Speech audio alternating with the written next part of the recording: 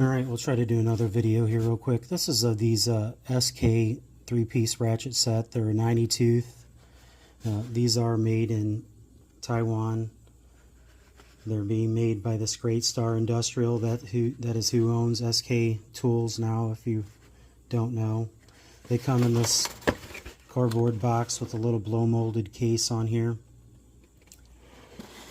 And there's no cardboard backer on the blow molded case, so you'll have to keep that cardboard box in there if you want to keep that blow molded plastic case from blowing out. We'll get these out here and take a look at them. 90 tooth, made in Taiwan. And I will say right off the bat, this is the third set that I have gotten of these. The first two sets, the fit and finish on them was so poor that I sent them back. They looked like they were used and abused right out of the box. And this set has some scratches and chrome loss on it, but I kind of just cut my losses and just kept them. But we'll kind of go over that here in a second. This 3/8 one you can see here, it has chrome loss right out of the box. And I've had these for probably a year. They used to be $49 for the set, but now I think they're $62, I think, and sometimes you can find them for $59. The 1/4-inch one is probably the best out of all of them, this guy down here. They kind of have this funny snap ring in here that's kind of cantankerous to get out. But you can see these, the scratches on these, you know, they were on there before they chromed it. See what I'm talking about there? And then you can see it kind of on the handle there, the little dents and dings that they didn't polish out before they chromed it. And anybody that watches this channel knows that I don't really care about dents and dings on my ratchets, you know, I mean, unless I'm buying them new. If I'm buying them new, you know, I want to be the one that puts the dents and dings on them, you know, because I pretty much use everything that I have in my collection. But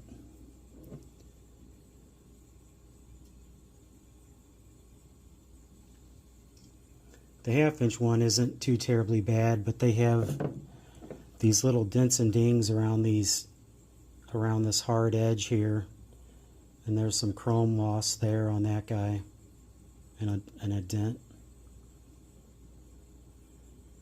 But Great Star makes two styles of 90 tooth ratchets. This set is made in Taiwan, like I said, and then they have a more expensive set that's made in China, that's, I guess, modeled after ours, made by the Apex group, and it looks basically just like the Apex style of ratchets, you know, the Husky gear wrench, you know, the Quins, I think, you know, and then there's some other ones, but these kind of had their own kind of unique design. And we'll get into this 1/2-inch one and I'll show you real quick. I'll try not to make the video too terribly long. This snap ring may be kind of cantankerous, so I may switch off to get it out of here.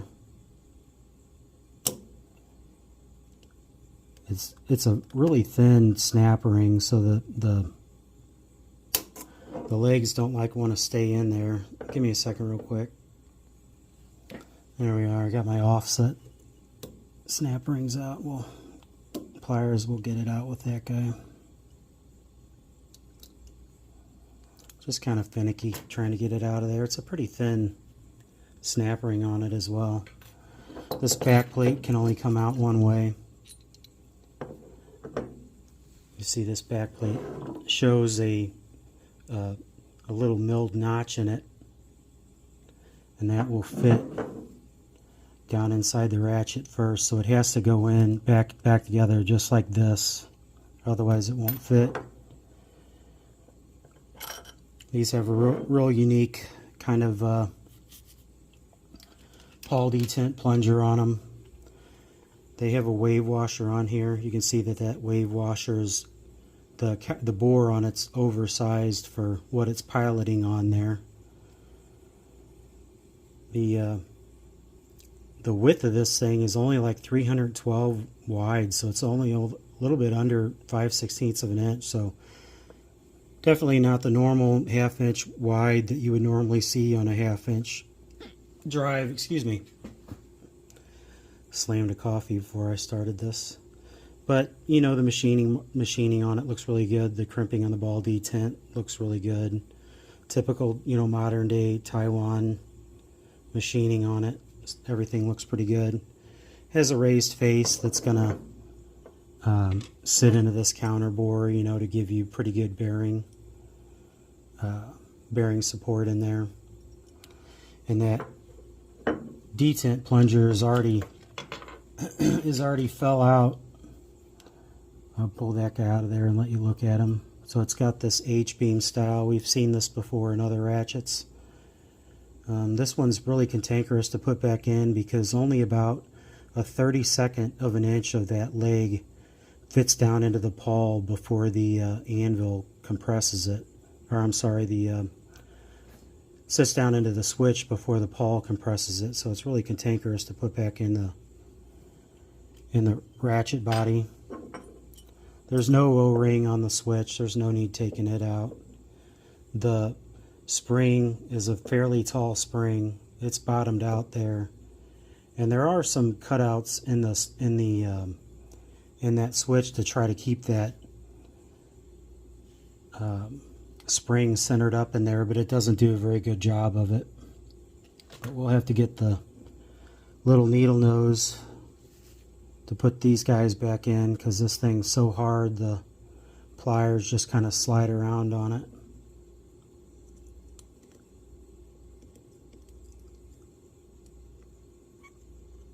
So that's all it fits in it. So if you slide it either way, it'll fall out of it'll come out of that hole in the switch. So how I like to put this guy back in, we'll go over the pawl real quick. There's 16 teeth on this guy. It's marked 1 and 2 for the 1/2 inch designation. You could put it on either way, but I'll prefer to put it back on the way that it came out. So the 1 and 2 were facing me when I took it out. So I like to collapse this guy, press it down, and then I actually have to get a tool to help me get this back in. And over in my reloading room, I keep these long Q-tips with the wooden handle, and I'm going to use that as a tool to put downward force on that pawl so I can get the anvil back in. Try to get it to where you guys can see it. Alright. Otherwise you're fighting past your finger, the ends of your fingers to get that guy in there. So it looks to have, you know, pretty good amount of lube in there. I don't think we've wiped off too much of it. It's just light 3-in-1 oil or something like that, or a, you know, machining oil, whatever they use.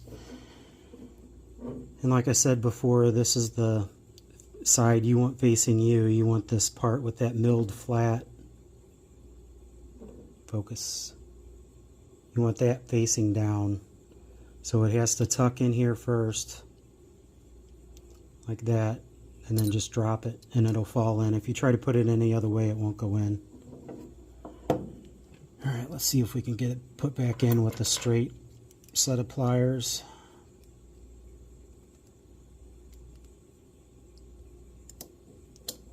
Get this guy in, and then we'll go over the back drag real quick on these, and I'll just give you my final thoughts on them. Check for function. And any of these ratchets with a thin back plate are going to be noisy. You know, my Quins, gear wrench, the Huskies that I have, both sets of the Huskies, the Crescents that all have that thin back plate, they're fairly noisy. We'll check out the back drag on these two here. We'll try the 1/4 inch one first. It has hardly any back drag on it.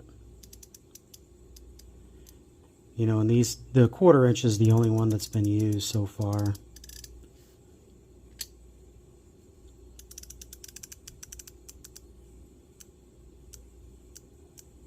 Not bad. This 3/8 inch one, it could stand to have a coil cut off the Paul detent spring. I think that, and you notice that these sockets fit right up against the body, and that's like for every socket that I have. So that's adding to kind of some of the back drag there. They're kind of rubbing on the back side of the socket. But if I was to just hold it here, if I was to just hold it and spin it, it doesn't have a lot of back drag on it. It's not too bad. But we'll put them back in the box and I'll give you my final thoughts on them.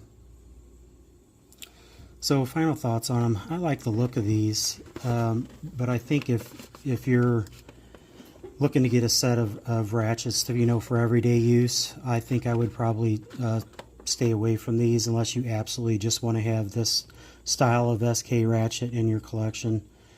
The fit and finish on them, I think, is fairly poor when they're being sold as new.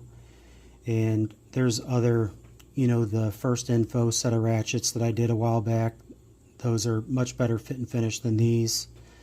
The Varma, even though I had kind of a hiccup with the 1/4 inch one, they made it right, sent me the correct one, and I'm paying for all these. Nobody ever sends me anything.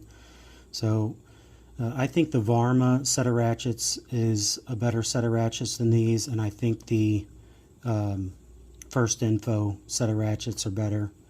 But if you absolutely have to buy these, I'd say that they're going to work for you.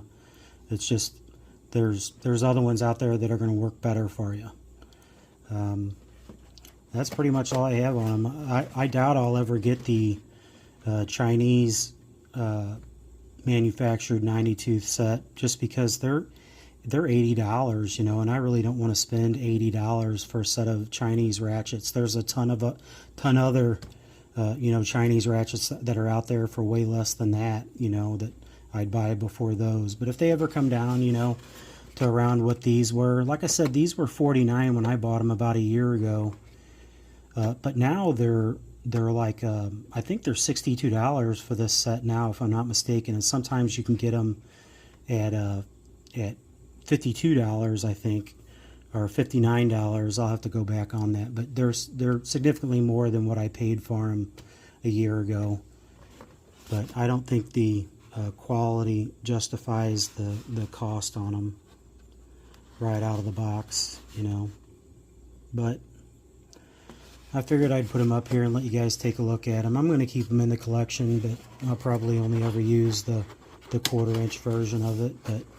And who knows, they may not even make this set anymore. They probably made this set, real quick after they purchased SK from Ideal Tool. But, they're still selling these on Amazon in single units and a 3-piece unit like this is, 3-piece set.